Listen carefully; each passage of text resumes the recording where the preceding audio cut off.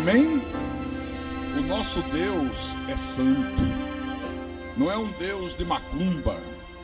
Não é um Deus de cachaça, bebendo numa quenga de coco, de charutos. Não é um Deus de sal grosso, de arruda, de rosas. Não, é um Deus santo. Não é um Deus que faz conluio com homossexualismo, com lesbianismo. Pelo contrário, essas coisas ele abomina, né? Então, o que tem sido apresentado aí fora não é o Deus da Bíblia. Hoje já chegou-se ao absurdo de a gente assistir uma proliferação muito grande de igrejas, entre aspas, dos gays. O sujeito diz, não, descobri na Bíblia que eu posso crer em Deus, adorar a Deus, servir a Deus, ser filho de Deus, independente da minha vida sexual. Eu sou uma bichinha, mas eu sou filho do Deus Altíssimo. Não, você é filho do Deus Baixíssimo, que é o diabo. O nosso Deus é santo. E sabe o que é que ele diz? Sede santos, como eu sou santo. Por isso que nós temos que seguir o padrão de Deus e nos afastarmos dessas coisas que de santidade não tem nada. Amém? Amém?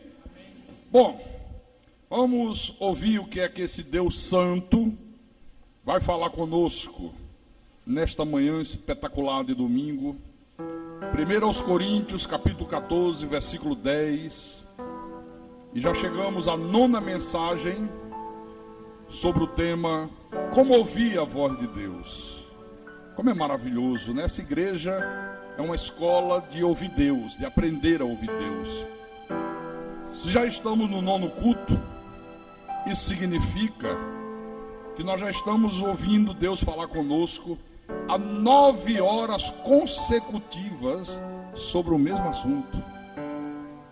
Isso é precioso.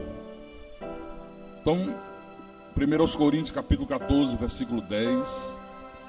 O maior dos apóstolos, o nosso apóstolo, o apóstolo dos gentios, Paulo, disse à igreja: há sem dúvida muitos tipos de vozes no mundo, nenhum deles, contudo, sem sentido. E aqui está o grande drama.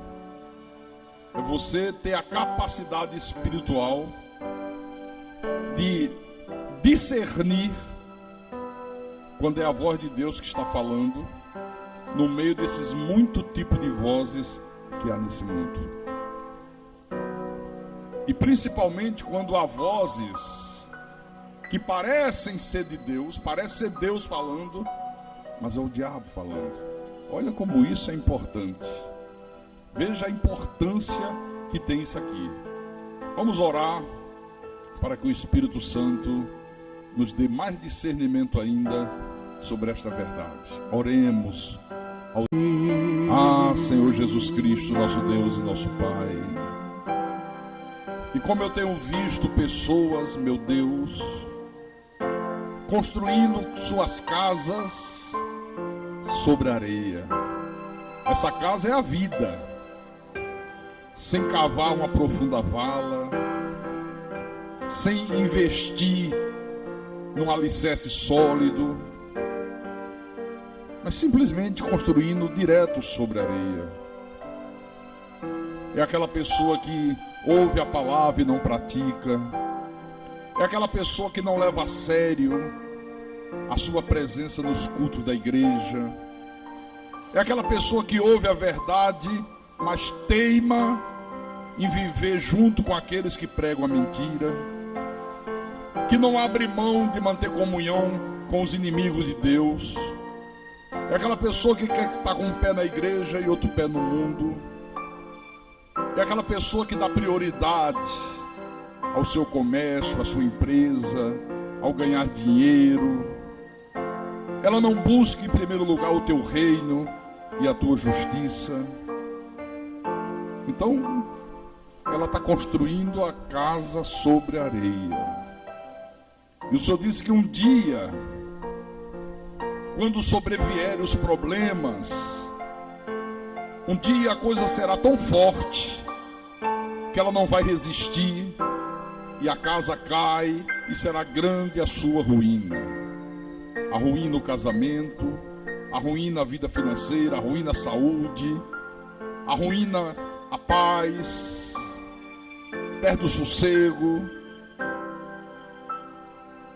Oh, Jesus amado, que nós tenhamos a sensatez de nunca deixar de construir sobre rocha, de nunca sermos negligentes, de nunca deixarmos de ouvir e praticar, porque somente assim a nossa vida terá um suporte tão grande,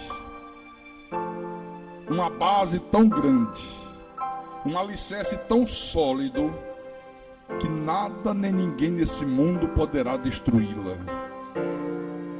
Ninguém.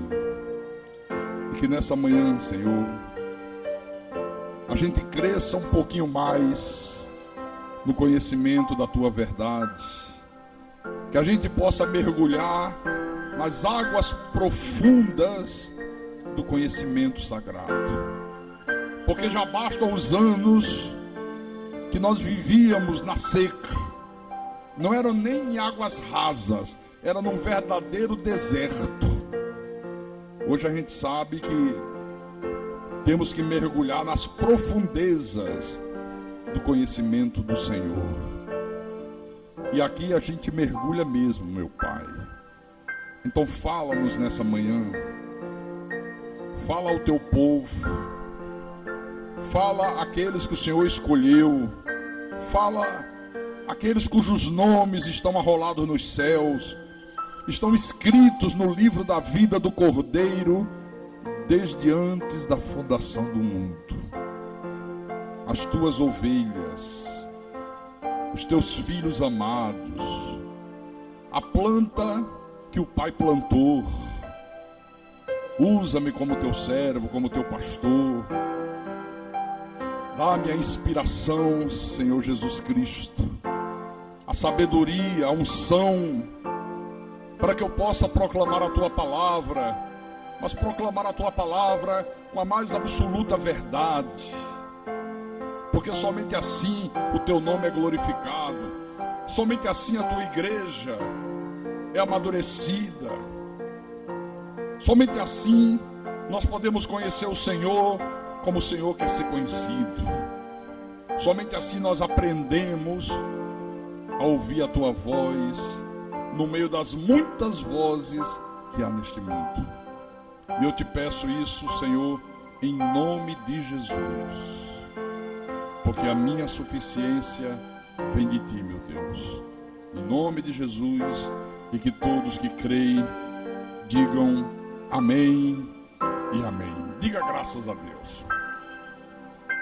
Meus irmãos amados, minhas irmãs em Cristo, eu quero iniciar essa minha homilia lendo para vocês 3 versículos. Os 2 primeiros estão no livro de João, capítulo 10, versículo 27 e 28. São palavras ditas pelo próprio Deus, pelo Senhor Jesus Cristo. Então, ele disse assim: as minhas ovelhas ouvem a minha voz, obedecem, se submetem, né? Eu as conheço e elas me seguem. Eu lhes dou a vida eterna, jamais perecerão e ninguém as arrebatará da minha mão. O 3º versículo está na epístola que Paulo escreveu aos Filipenses, capítulo 1, versículo 6, quando Paulo diz com uma convicção que só aqueles que conhecem Deus podem falar. E ele diz: estou plenamente certo de que aquele que começou a boa obra em vós há de completá-la até ao dia de Cristo Jesus. Aleluia! Então, irmãos amados, Igreja de Jesus Cristo, você já está acostumado a ouvir eu falar ao longo desta série de mensagens que a voz de Deus, ela nunca vai conflitar, ela nunca vai contradizer aquilo que o próprio Deus falou através das Escrituras Sagradas. Não há a mínima possibilidade disso acontecer.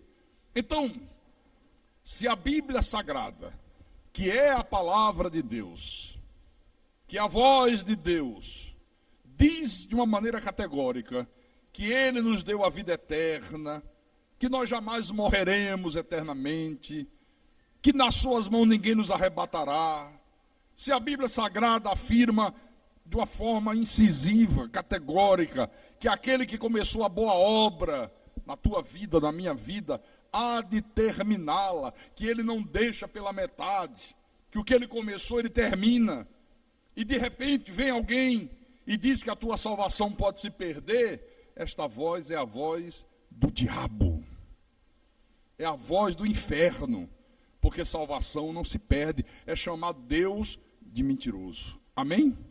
Amém?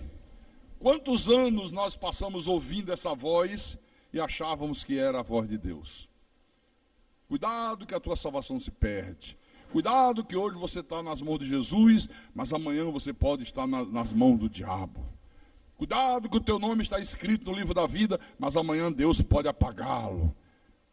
Quantos anos nós passamos enganados por essa voz diabólica? Mas vamos ler também no livro de João, volte lá, capítulo 6, versículo 44. Jesus disse assim para uma turma que o seguia, que pareciam serem discípulos dele, mas na verdade eram discípulos do pão, eram pessoas interessadas apenas em que ele multiplicasse pães e peixe, não tinham muito interesse nas coisas espirituais. E ele disse: ninguém pode vir a mim se o Pai que me enviou não o trouxer, e eu ressuscitarei no último dia. No versículo 65. E prosseguiu: por causa disto é que vos tenho dito, ninguém poderá vir a mim se pelo Pai não lhe for concedido. Olha, quer dizer, ninguém pode vir a Jesus se o Pai que o enviou não o trouxer. Ninguém pode vir a Jesus se o Pai que enviou não o conceder. Por quê? Porque o homem, quando nasce nesse mundo, o Filho de Deus, o eleito, o predestinado, ele nasce morto em delitos e pecados. Paulo disse aos Romanos: não há quem entenda, não há quem busque a Deus, todos se extraviaram. Amém? Mas aqui mesmo em João, no capítulo 15, versículo 16, Jesus diz uma coisa tremenda também, que está em conexão com o que ele falou anteriormente. Ele diz: não fostes vós que me escolhestes a mim, pelo contrário, eu vos escolhi a vós outros e vos designei para que vades e deis fruto, e o vosso fruto permaneça, a fim de que tudo quanto pedides ao Pai em meu nome, Ele vô-lo conceda. Isso soa muito estranho para a igreja de hoje. Não foram vocês que me escolheram, não foram vocês que me aceitaram, fui eu que escolhi vocês, fui eu que aceitei vocês. Amém? Mas aí, muitos anos atrás, antes de Jesus ter se manifestado ao mundo, o profeta Jeremias já falava algo que tem tudo a ver com o que Jesus falou lá na frente. Jeremias capítulo 10. Jeremias capítulo 10, versículo 23. O profeta brada em alto e bom som, e ele diz: eu sei. Quer dizer, uma coisa que ele não tinha dúvidas. Algo que o Espírito de Deus tinha posto no coração deste homem. Ó Senhor, que não cabe ao homem determinar o seu caminho, nem ao que caminha o dirigir os seus passos. Então preste atenção, igreja, se a Bíblia diz que ninguém pode vir a Jesus se o Pai não o trouxer, se o Pai não o conceder, se as Escrituras Sagradas afirmam que não fomos nós que escolhemos Jesus, que não cabe ao homem determinar o seu caminho, e aparece alguém dizendo que o homem tem que aceitar Jesus, que o homem tem livre-arbítrio, que o homem é que decide o seu destino, esta voz do livre-arbítrio é uma voz do diabo. É o demônio falando, não tem nada a ver com Deus. Por isso que eu tenho dito que o povo de Deus, irmãos, precisa aprender a ouvir a voz de Deus. E uma vez que aprenda a ouvir, obedeça. Esta igreja aqui, a Cristo é Vida, é uma escola de ouvir Deus. É uma escola de ouvir Deus. Aqui as pessoas vêm, trazidas por Deus, e elas aprendem a ouvir a voz de Deus. Vir a esta igreja não é como você ir a uma missa, não é como você ir a uma reunião onde um sujeito usando títulos de pastor, de bispo, de apóstolo, do diabo, grita, sai demônio, sai capeta, sai Satanás. Vir a esta igreja não é como você ir a um culto, onde primeiro canta o coral das crianças, depois canta o coral dos jovens, depois canta o coral dos adultos, depois canta o coral dos velhinhos, e aí no final o pastor diz, vamos ler o Salmo 23. O Senhor é meu pastor e nada me faltará. E vamos voltar a casa porque o tempo já acabou. Não. Absolutamente não. Ou então conta sobre um milagre que Jesus realizou. Aqui você aprende de fato e de verdade a ouvir a voz de Deus. A não ser que você seja o joio no meio do trigo. A não ser que você não seja ovelha dele, seja cabrito do outro, aí não vai aprender nada. Há um exemplo maravilhoso na Bíblia de uma escola de aprender a ouvir Deus, que está lá no livro de 1 de Samuel, capítulo 3, versículo 1, Velho Testamento. Todos os irmãos acharam, encontraram?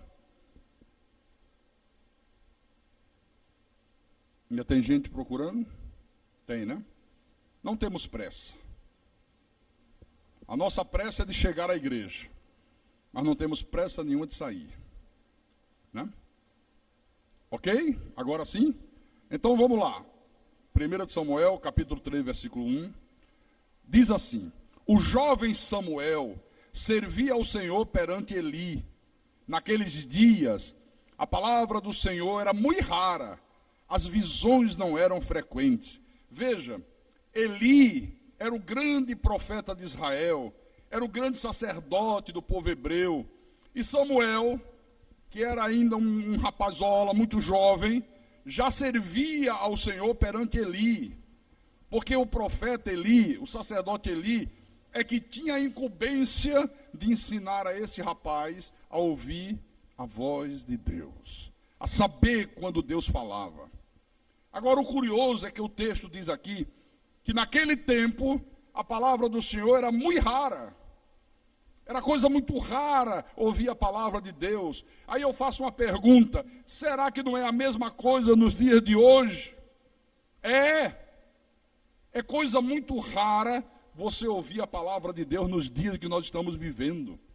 A não ser nas igrejas onde se prega o evangelho da graça de Deus, nas outras você não ouve a palavra de Deus nunca. Você ouve sim alguém contar as histórias dos milagres que Jesus realizou. Eu tenho dito que está faltando pregadores, mas está sobrando contadores de história. São duas coisas completamente diferentes. Você ouvir que Jesus curou o cego, que Jesus curou os leprosos, que Jesus fez o paralítico andar, você ouvir que Jesus multiplicou pães e peixes, que Jesus andou por cima das águas, não é ouvir a palavra de Deus. É ouvir sobre um milagre, uma maravilha, um prodígio que Ele, que é o Deus soberano, realizou. Ouvir a palavra de Deus é outra coisa. Então é coisa muito rara também nos dias de hoje. Agora, no versículo 2 em diante, o texto continua dizendo: certo dia, estando deitado no lugar acostumado o sacerdote Eli, cujos olhos já começavam a escurecer-se, a ponto de não poder ver, e tendo-se deitado também Samuel no templo do Senhor, em que estava a arca, antes que a lâmpada de Deus se apagasse, o Senhor chamou o menino: Samuel, Samuel. Este respondeu: eis-me aqui. Correu a Eli e disse: eis-me aqui, pois tu me chamaste. Mas ele disse: não te chamei, torna a deitar-te. Ele se foi e se deitou. Tornou o Senhor a chamar: Samuel. Este se levantou, foi a Eli e disse: eis-me aqui, pois tu me chamaste. Mas ele disse: não te chamei, meu filho, torna a deitar-te. Porém Samuel ainda não conhecia o Senhor, e ainda não lhe tinha sido manifestada a palavra do Senhor. Olha que coisa interessante. Deus falou uma vez, Samuel não entendeu que era Deus que falava. Deus falou uma segunda vez, Samuel também não reconheceu a voz de Deus. Falou a terceira vez, ele também pensava que era o sacerdote Eli que estava falando. Aí eu pergunto, por que Samuel não reconheceu a voz de Deus? Por que ele não reconheceu que era Deus que falava com ele? Esse versículo 7 aqui explica. Samuel ainda não conhecia o Senhor. Enquanto a pessoa não conhece o Senhor, ela não pode discernir quando é Deus que fala. Eu só vou reconhecer a voz de Deus se eu realmente conheço o Senhor. Se eu não conhecer o Senhor, eu não tenho como reconhecer a voz de Deus. Abra, por favor, na epístola de Paulo à igreja de Éfeso, Efésios capítulo 1, versículo 4 e 5. E diz assim o apóstolo: assim como nos escolheu nele, antes da fundação do mundo, para sermos santos e irrepreensíveis perante ele, e em amor nos predestinou para ele, para a adoção de filhos, por meio de Jesus Cristo, segundo o beneplácito da sua vontade. Então, se eu conheço o Senhor que diz que ele me escolheu antes da fundação do mundo, que ele me predestinou em amor, e vem alguém e diz para mim que predestinação é heresia, eu posso aceitar essa voz que chama predestinação de heresia como sendo a voz de Deus? Sim ou não? Claro que não. É a voz do diabo, meu irmão. Não é a voz de Deus. Tem mais. João, capítulo 12, versículo 31. Chega o momento de Jesus e a cruz, estava se aproximando um momento decisivo da redenção do seu povo, e Jesus proclama em alto e bom som, e ele diz: chegou o momento de ser julgado este mundo, e agora o seu príncipe será expulso. Eu pergunto, foi expulso ou não foi expulso? Mas você já prestou atenção que 99% do povo evangélico diz o diabo é o príncipe desse mundo? Já prestaram atenção nisso? Curioso, não? Nós da graça de Deus não dizemos isso, porque ele já foi expulso. Mas tem mais. Na epístola de Judas, antes de começar Apocalipse, tem Judas. No versículo 6, agora Judas fala o que Jesus fez na cruz com os demônios, aqueles anjos decaídos, aquela uma terça parte dos anjos que acompanharam Lúcifer na sua rebelião contra Deus. Ele dizia a anjos, os que não guardaram o seu estado original, mas abandonaram o seu próprio domicílio, ele tem guardado sob trevas, em algemas eternas, para o juízo do grande dia. Ora, se eu conheço o Senhor, que me diz categoricamente que na cruz ele expulsou o príncipe desse mundo, que na cruz ele colocou os demônios em algemas eternas, E aí vem alguém e me diz que o demônio, que o diabo é o príncipe desse mundo, que os demônios estão aí nos ares, fazendo e acontecendo.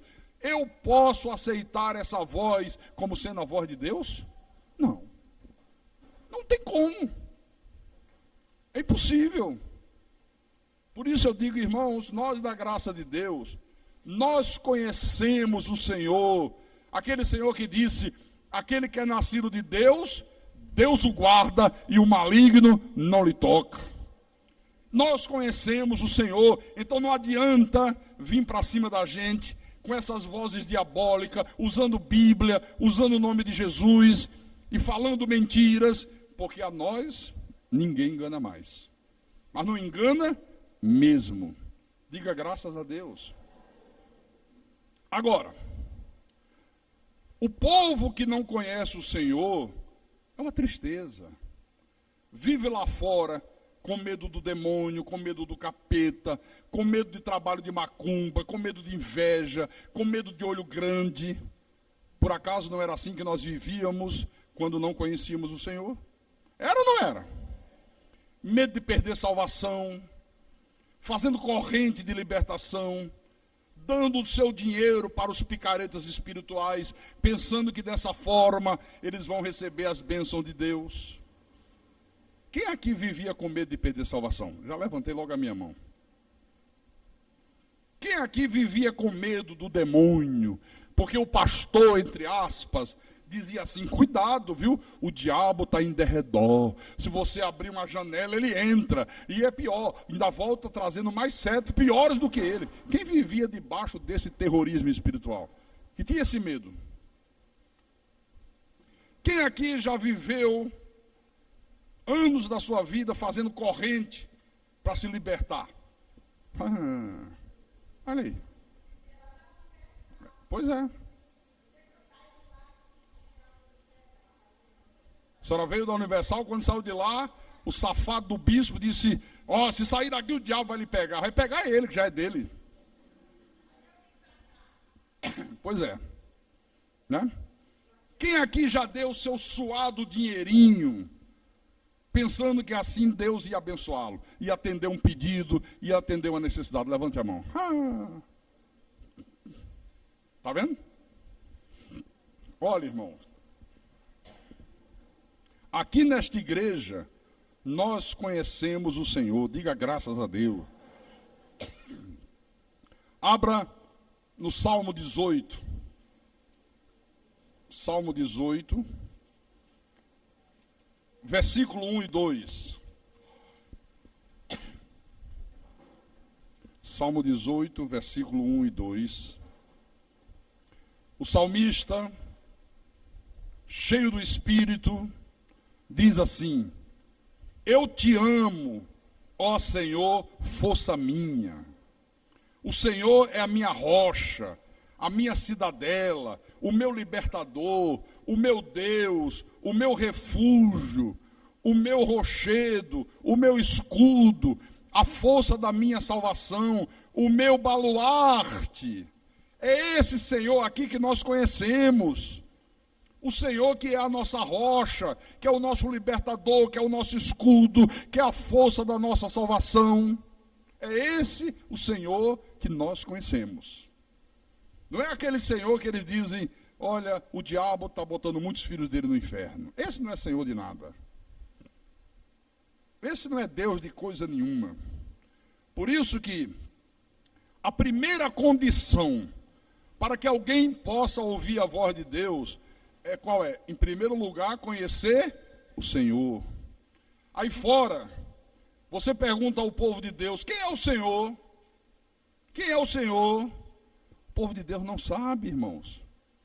Aí vem uns e diz assim, não, o Senhor são três pessoas distintas, com a mesma essência, com o mesmo poder.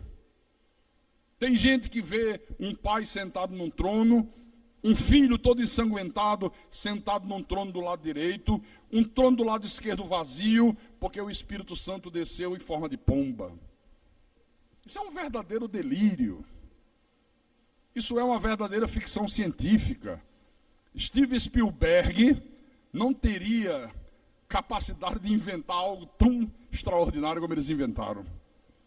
Então, irmãos, às vezes, essas vozes diabólicas, essas muitos tipos de vozes que existem no mundo, elas teimam em ensinar ao povo de Deus a existência de uma trindade composta de 3 pessoas distintas. Teimam em fazer isso. 90% da igreja ou mais está alicerçada nessa mentira. Né? Já se fazia isso no tempo de Paulo. Por isso, que uma das grandes lutas do apóstolo Paulo foi para que a igreja entendesse a verdade e não se deixasse enredar por esse erro, por esse absurdo. Vamos ver isso? Colossenses, capítulo 2, versículo 1 em diante. Paulo escreve a essa igreja e diz, no capítulo 2, versículo 1, gostaria, pois, que soubesseis quão grande luta venho mantendo por vós, pelos laodicenses, e por quantos não me viram face a face, para que o coração deles seja confortado e vinculado juntamente em amor, e eles tenham toda a riqueza da forte convicção do entendimento, para compreenderem plenamente o mistério de Deus, Cristo, em quem todos os tesouros da sabedoria e do conhecimento estão ocultos. Assim digo, para que ninguém vos engane com raciocínios falazes. Ora, se é verdade que são 3 pessoas distintas, o Pai está aqui, o Filho está ali, o Espírito Santo está acolá, da mesma essência, todas com o mesmo poder, isso não seria mistério nenhum. Qual o mistério que tem nisso aqui?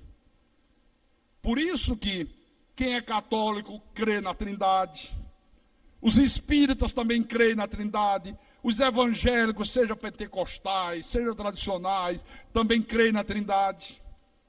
Todo mundo crê. Não é mistério. O mistério de Deus Cristo, Paulo disse, a minha luta é para que vocês tenham uma forte riqueza do entendimento para compreenderem plenamente o mistério de Deus Cristo. Que mistério de Deus Cristo é esse? É que o Deus único se manifestou ao mundo no corpo de carne. Ele assumiu uma forma humana. Esse é o grande mistério que os antigos não entenderam, os apóstolos não entenderam, os judeus não entenderam, e a grande maioria do povo de Deus também não entende hoje. Esse é o grande mistério. Paulo disse, olha, a minha luta é grande, para que a igreja compreenda, para que vocês não sejam enganados por raciocínios fraudulentos. Então, o grande mistério revelado é que o Deus Todo-Poderoso, o Deus que é Espírito, ele se fez carne, ele assumiu uma forma humana no ventre de Maria. Amém? Então a grande luta do apóstolo Paulo era para que a igreja de Jesus Cristo compreendesse esse mistério. Deus é Cristo. Aquele que era conhecido como o Filho de Maria, o Filho de Deus, o Jesus de Nazaré, ele era, na verdade, o próprio Deus revestido de carne. Agora, por que o apóstolo Paulo via tanta necessidade da igreja compreender plenamente o mistério de Deus, Cristo? Cristo é Deus, Deus é Cristo. Por que ele via tanta necessidade, como eu vejo, da igreja compreender plenamente isso? Ele explica no versículo 4. Assim digo, para que ninguém vos engane com raciocínios falazes, com raciocínios fraudulentos, e acabaram enganando a igreja. Quando os bispos católicos viram a Bíblia falar de um Pai, de um Filho e do Espírito Santo, e eles não sabiam explicar, aí criaram um raciocínio errado e disseram, não, são 3 pessoas. Separadas uma da outra, distintas, iguais em essência, iguais em poder, né? Está aqui, ó. Para que ninguém vos engane com raciocínio fraudulento. E esta preocupação do apóstolo Paulo, irmão, se torna ainda mais evidente nos versículos 8 e 9. Leia comigo. Cuidado, que ninguém vos venha enredar com sua filosofia e vãs sutilezas, conforme a tradição dos homens, conforme os rudimentos do mundo, e não segundo Cristo. Porquanto, nele quem? Em Cristo, habita corporalmente toda a plenitude da divindade. Deus, na sua plenitude, habitava em quem? Em Cristo. Olha, as vozes deste mundo é que criaram essa falsa trindade. A Bíblia em nenhum lugar fala de trindade. Os antigos não falaram de trindade. Os apóstolos nunca falaram de trindade. Ou você já viu aqui alguma vez? Nunca falaram da existência de três pessoas distintas. Nunca falaram de três deuses. Nunca falaram de três tronos. Não. Todos os profetas do Velho Testamento, todos os patriarcas, os reis, né? Os sacerdotes, os apóstolos, o próprio Jesus, falavam de um só Deus.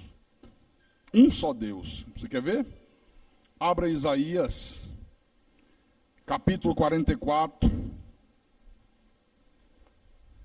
versículo 6. Isaías 44, 6. Posso ler? Ok, então lá vai.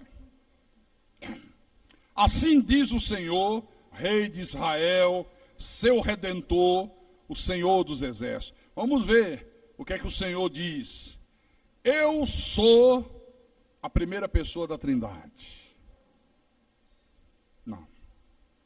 Eu sou o primeiro e eu sou o último, e além de mim não há Deus.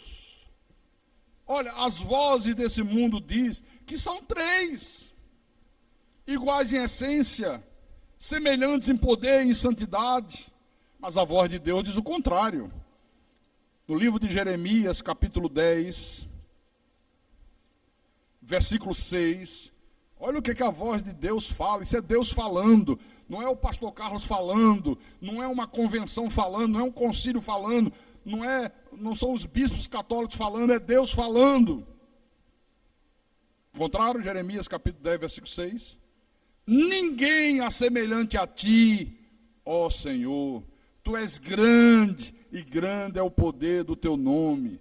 Então, se as sagradas escrituras afirmam que não há ninguém semelhante a Deus, então é óbvio que não há um filho semelhante ao Pai, nem tampouco um Espírito Santo semelhante ao Pai, semelhante ao Filho.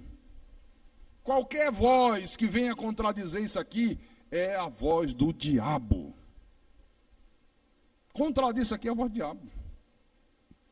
O que há é um único e soberano Deus que se manifestou ao mundo de três formas diferentes. Ele se manifestou como Pai na criação, como Filho na redenção e como Espírito Santo nesses últimos tempos.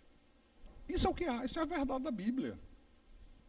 Pai, Filho e Espírito Santo são títulos, não são nomes. Pai é nome ou Pai é título? Título. Filho é nome ou é título? Espírito Santo é nome ou é título? Título. Eu tenho o título de pastor, eu tenho o título de professor, eu tenho o título de escritor, me chamam de pai, pai do Rodrigo, pai do Rafael, pai da Renata, pai do Renan, me chamo de avô, mas qual é o meu nome? Carlos Magno de Miranda. Se alguém disser para você assim, olha, se você não me conhecesse, eu vou trazer aqui para jantar com você o pastor Carlos e vou trazer o escritor do livro Predestinação à Verdade Revelada.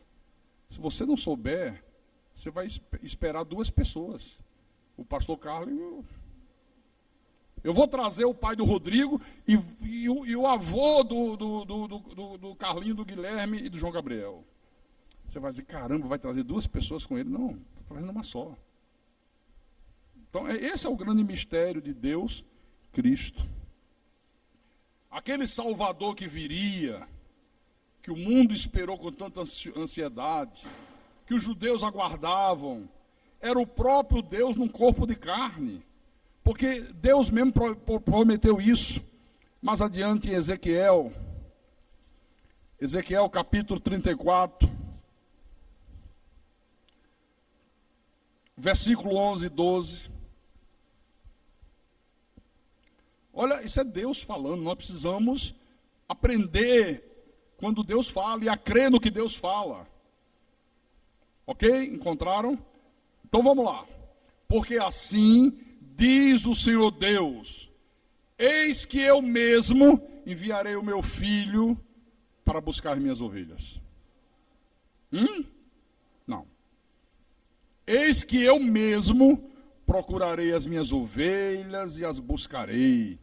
Como o pastor busca o seu rebanho no dia em que encontra ovelhas dispersas, assim buscarei as minhas ovelhas, livrá-las-ei de todos os lugares para onde for espalhada no dia de nuvens e de escuridão. Eu mesmo procurarei as minhas ovelhas. Irmãos, a Bíblia não fala de um filho pré-existente. O filho só passou a existir quando o próprio Deus o gerou no ventre de Maria. Você quer ver? Lucas capítulo 1.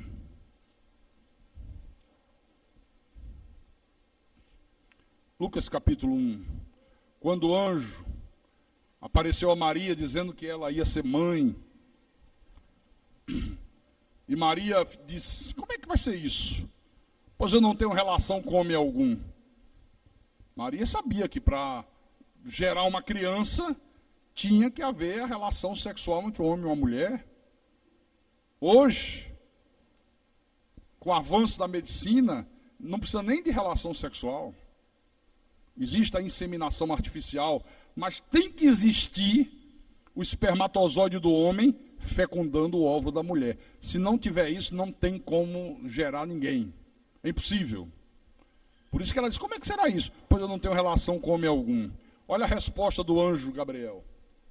Versículo 35. Respondeu-lhe o anjo: descerá sobre ti o Espírito Santo, e o poder do Altíssimo te envolverá com a sua sombra. Por isso também, o ente santo que há de nascer será chamado Filho de Deus. Será chamado quando nascer Filho de Deus. Por quê? Porque não foi José que gerou.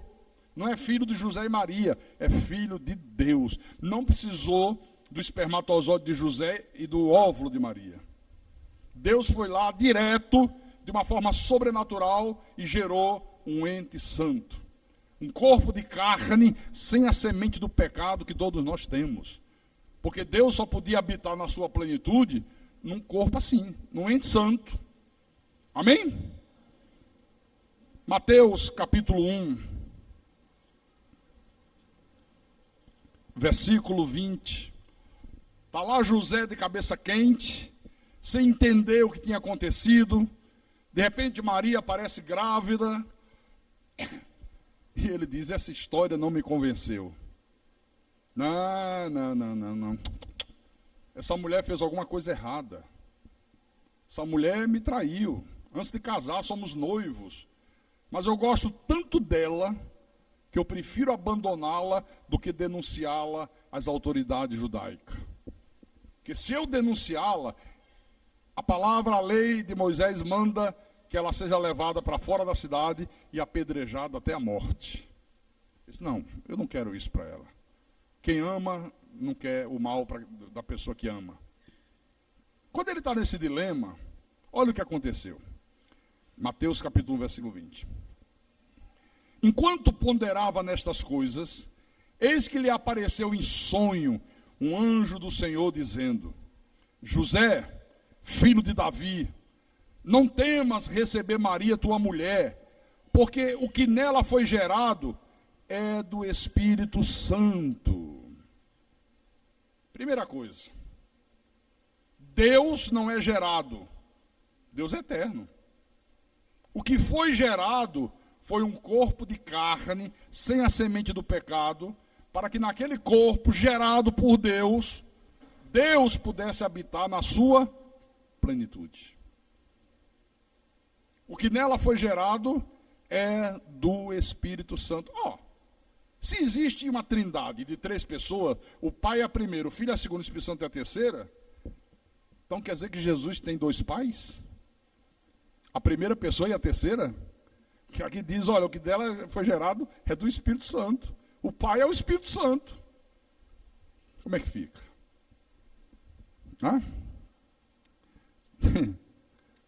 Agora, eu também disse que os antigos não entenderam isso.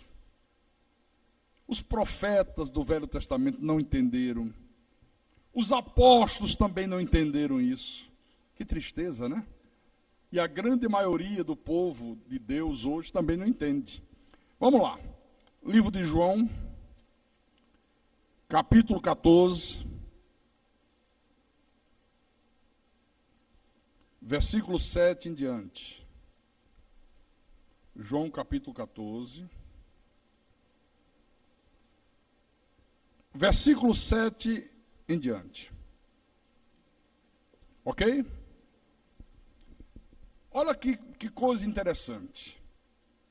Jesus está reunido com os apóstolos e ele diz aos apóstolos o seguinte: se vós me tivesses conhecido, conhecerias também a meu Pai.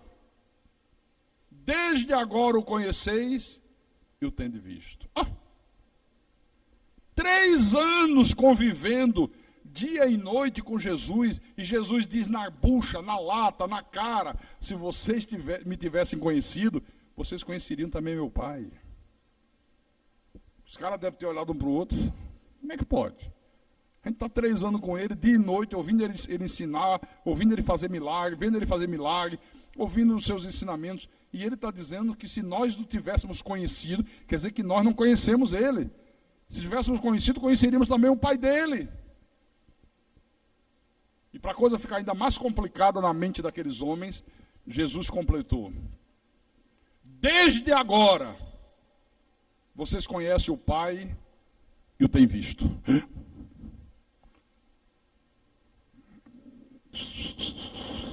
Pedro, vem cá. Todos os outros apóstolos aqui. Vocês ouviram o que ele falou? Que desde agora, nós conhecemos o Pai dele e temos visto o Pai dele. Vocês viram algum pai por aí? Não.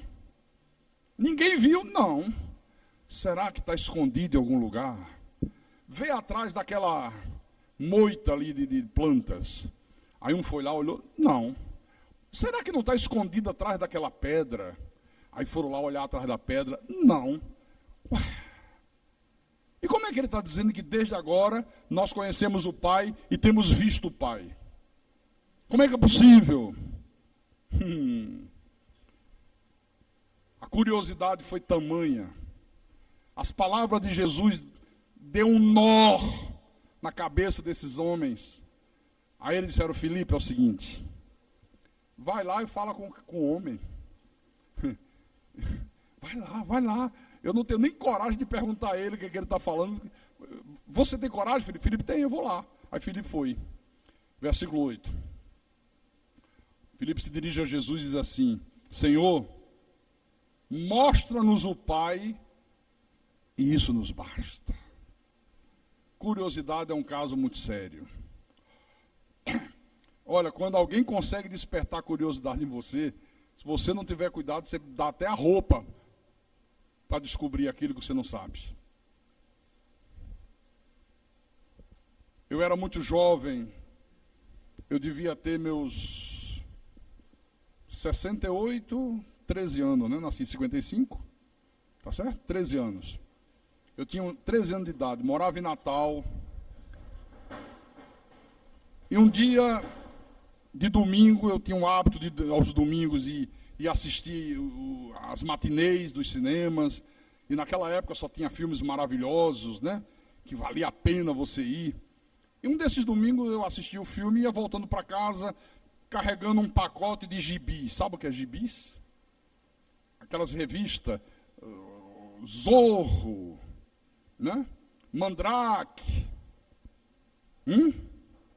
Tarzan, Batman. E eu colecionava aquelas revistas, e tinha uma que tinha as capas brilhosas, né? Puxa, eu guardava e ensacava tudo. E como nós jovens não tínhamos dinheiro para estar sempre comprando, antes do cinema ficava aquele monte de rapazes e de jovens na porta do cinema trocando revista. Você já leu essa? Não. Vê uma tua que eu não li, a gente troca. Olha, essa minha vale 3 da tua, quer? Quero. Trocava por 3. Aí eu volto, encontro com um amigo meu, que também era escoteiro junto comigo no Salesiano. E ele diz, vem cá, Carlos. Ele disse, olha, deixa eu fazer uma mágica. Eu digo, faça. Aí ele pegou 3 palitos de fósforo, colocou um em cima do outro, ficou os 3. Ele disse, eu vou virar de costas e você vai tocar num palito. E eu vou dizer qual foi o palito que você tocou. Eu digo, tá bom. Aí ele virava de costas, eu ia lá, tocava no primeiro, de baixo. Aí ele virava, eu digo, e aí? Aí fazia aquela coisa, né? Deixa eu me concentrar, tal. Já sei, você tocou no último. Eu digo, ué, como é que ele sabe? Olhava para as outras pessoas que estavam ali, eu digo, todo mundo, puxa, de novo, vira as costas. Vou tocar no primeiro, de cima. O cara virava, vou me concentrar, estou conseguindo ver. Ainda não vi direito, mas agora está chegando. Opa, já estou vendo. Você tocou no primeiro. Eu enlouqueci. Eu digo, meu irmão, como é que é possível isso? Aí eu disse, me ensina isso aí. Esse eu te ensino, se você me der toda essa revista que você traz aí. Eu tenho um pacote de revista. Eu digo, não, essa só ensina assim. Eu digo, tá bom, eu dou todas as revistas, mas eu quero aprender como é que se faz isso. Que poder é esse? Dei todas as minhas revistas para o cara. Eu digo, agora ensina. Ele disse, é o seguinte, eu viro de costas quando você toca no primeiro, aquela pessoa ali está combinada comigo. Quando é no último, ela dá um jeitinho de coçar o pé. Eu já sei que foi no último. Quando você toca no do meio, ela coça a barriga. Eu já sei que foi no do meio. E quando você toca no primeiro, ela passa a mão no cabelo. E eu digo, que otário que eu fui, hein? Pensava que era um poder paranormal. Olha a curiosidade. Senhor, mostra-nos o Pai, e isso nos basta. Porque não queremos mais nada. A gente abre mão de tudo, desde que o Senhor satisfaça essa curiosidade. Mostre esse Pai, que o Senhor disse que desde agora nós o conhecemos e temos visto. O que é a curiosidade, hein? Aí Jesus disse, Filipe, há tanto tempo estou convosco e não me tens conhecido. Quem me vê a mim, vê o Pai. Como dizes tu, mostra-nos o Pai. Depois que você tem a revelação de Deus, parece uma coisa simples, né? Mas antes de ter, dá um nó na cabeça, não dá? Quando falavam de trindade para a gente eu não entendo, né, o mistério da trindade. Você só vai entender isso na vida eterna. Isso é um mistério que Deus só vai revelar na eternidade. Até Jesus dizer isso, eles deviam estar achando que era um ET.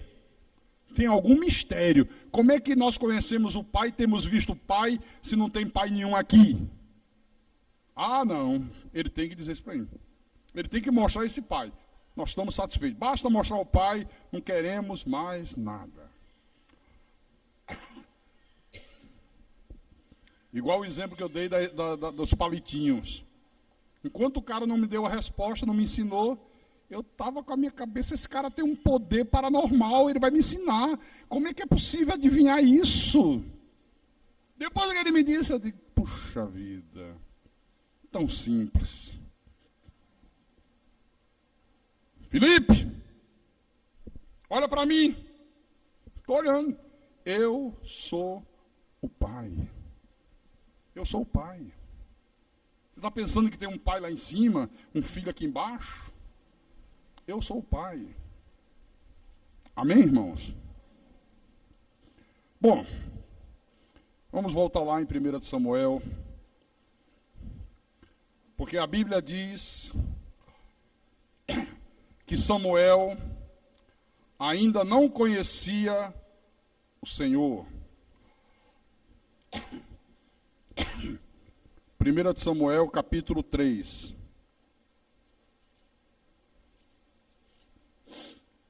Vamos ler o versículo 8 em diante.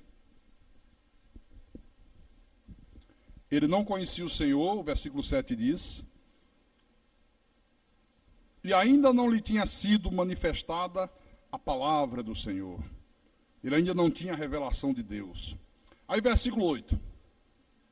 O Senhor, pois, tornou a chamar a Samuel terceira vez, e ele se levantou e foi a Eli e lhe disse, eis-me aqui, pois tu me chamaste. Então, entendeu Eli que era o Senhor quem chamava o jovem.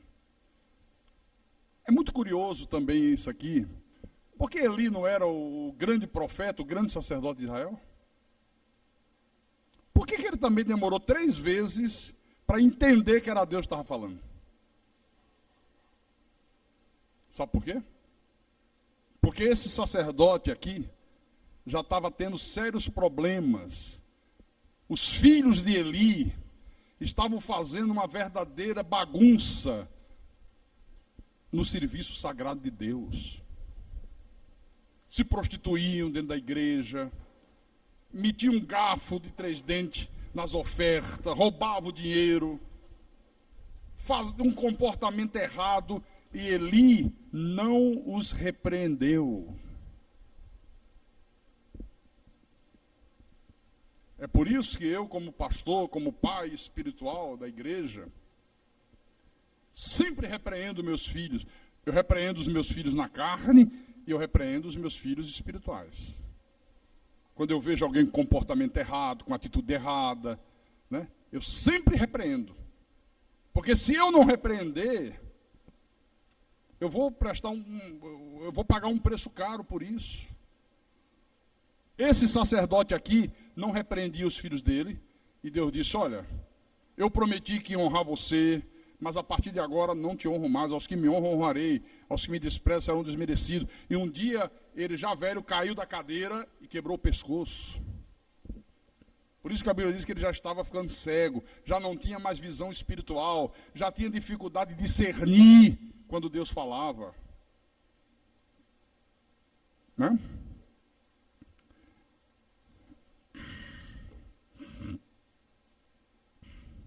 Versículo 9. Por isso, Eli disse a Samuel, vai deitar-te.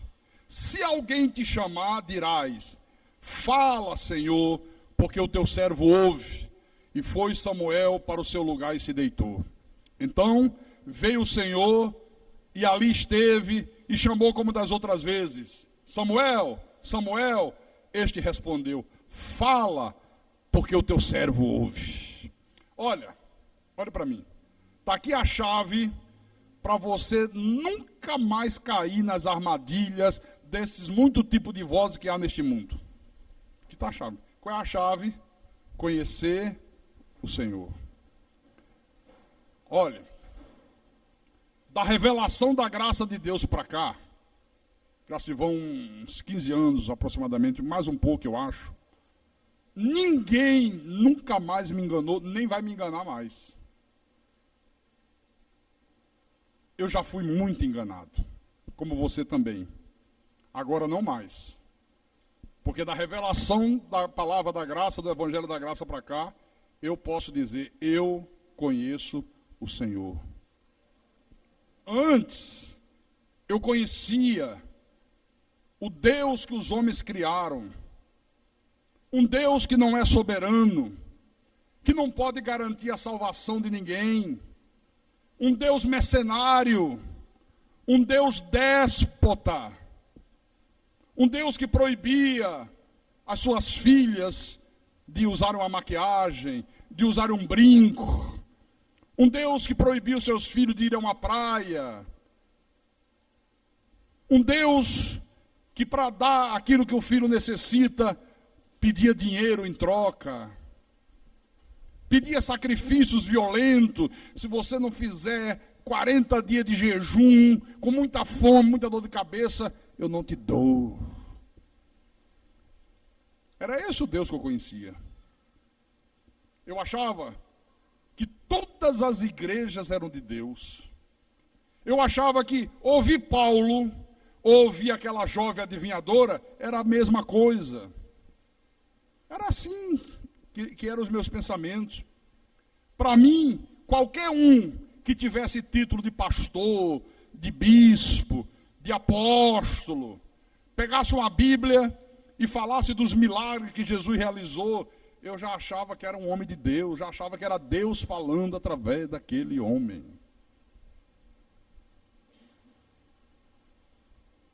Por tudo isso, irmãos, é que eu digo para você nessa manhã, coloque como prioridade número 1 da tua vida, crescer na graça e no conhecimento de nosso Senhor e Salvador Jesus Cristo. E isso é uma coisa que você faz até o último dia da tua existência nesse corpo de carne. E como é que eu cresço na graça e no conhecimento, pastor? Em primeiro lugar, você tem que congregar num lugar onde o evangelho da graça de Deus seja pregado, mas pregado sem misturas. Pregado na sua essência pura. Porque tem uns picaretas aí que diz que pregam o evangelho da graça e não pregam nada. Ficam ouvindo mensagens e depois vão misturando com as suas diabolices e diz que estão pregando a graça. Então tem que congregar no lugar onde o evangelho da graça de Deus seja pregado. Se tiver algum lugar fora Cristo é vida, não tem problema nenhum. Tem não? Bom, vocês estão dizendo, né? Vocês é que andam por aí, eu não sei. Eu sei que é difícil. Eu sei que é difícil. Viu? Segundo lugar, você tem que construir a sua casa sobre rocha. Cavar um alicerce profundo.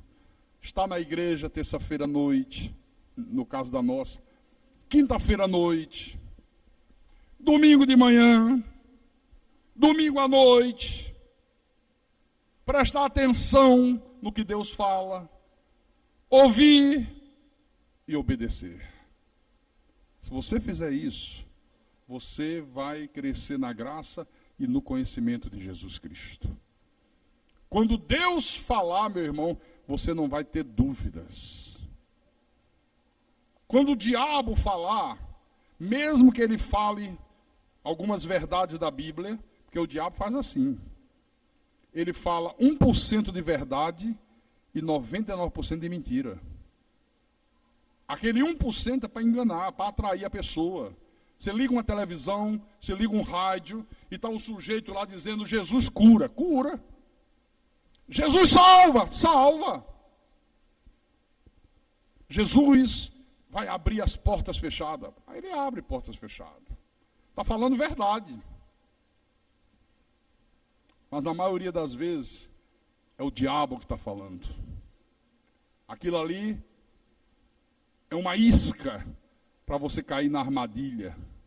Para atrair você para uma sinagoga de Satanás. Aí quando você é atraído, está pensando que é Deus falando, aí o cara vem de lá com tudo que não presta para cima de você. Corrente, azeite, enxofre, né? Cair pelo poder de Deus, profecias mentirosas, um jugo pesado de escravidão. E a vida se torna um verdadeiro inferno. Lembra da jovem adivinhadora? Vários dias seguindo Paulo, Silas. Esses homens são servos do Deus Altíssimo e eles anunciam a vocês o caminho da salvação. Duas verdades tremendas. E aqueles homens eram servos do Deus Altíssimo. Eles anunciavam o caminho da salvação. Eles não anunciavam que ia distribuir a vassoura ungida. Eles não diziam, traga a caneta que nós vamos ungir e você vai passar num concurso público. Está essa semana na internet. Aceito Universal vai distribuir a caneta ungida para você pegar e passar num concurso público. Isso é caso de polícia, rapaz. Isso é estelionato. Ninguém toma providência. Como é que pode enganar as pessoas? E toma o dinheiro. E de você vai passar, está aqui, está ungida. Agora você tem que dar no mínimo 100 contos, 100 reais. Eles não faziam isso. Eles anunciavam o caminho da salvação. Mas depois de uns dias, Paulo demorou, hein? Aí ele discerniu, pelo Espírito Santo, que aquela mulher era uma mensageira do diabo. E Paulo repreendeu. O Espírito Santo disse, repreenda essa mulher. Não deixa ela continuar. Dá uma repreensão severa para ela se calar. De uma vez, mostra que ela não tem nada a ver com Deus. Porque ela vai destruir o teu ministério, Paulo. Ia destruir mesmo. Se ele não repreende, se ele continua, os judeus iam dizer, esse Paulo não é de nada, esse Paulo é um falso apóstolo, porque se ele fosse de Deus, ele saberia que Deus abomina essas adivinhas. Deus abomina essas pitonisas. Como é que ele está andando junto com elas? É a mesma coisa que eu andasse hoje junto com Silas Malafaia, com Edir Macedo, com Valdemiro Santiago, com R.R. Soares. Você dizer, esse pastor Carlos não é de Deus, ele não prega a verdade. Como é que ele está junto com os que pregam a mentira? Os gentios que não eram judeus iam dizer, bom, se Paulo está junto, ouvir Paulo ou ouvir essa mulher é a mesma coisa. É tudo farinha do mesmo saco. Não é isso que a sociedade lá fora diz? Não, não é farinha do mesmo saco coisa nenhuma. Farinha do mesmo saco uma pílula. Não é farinha do mesmo saco. É diferente. Absolutamente diferente.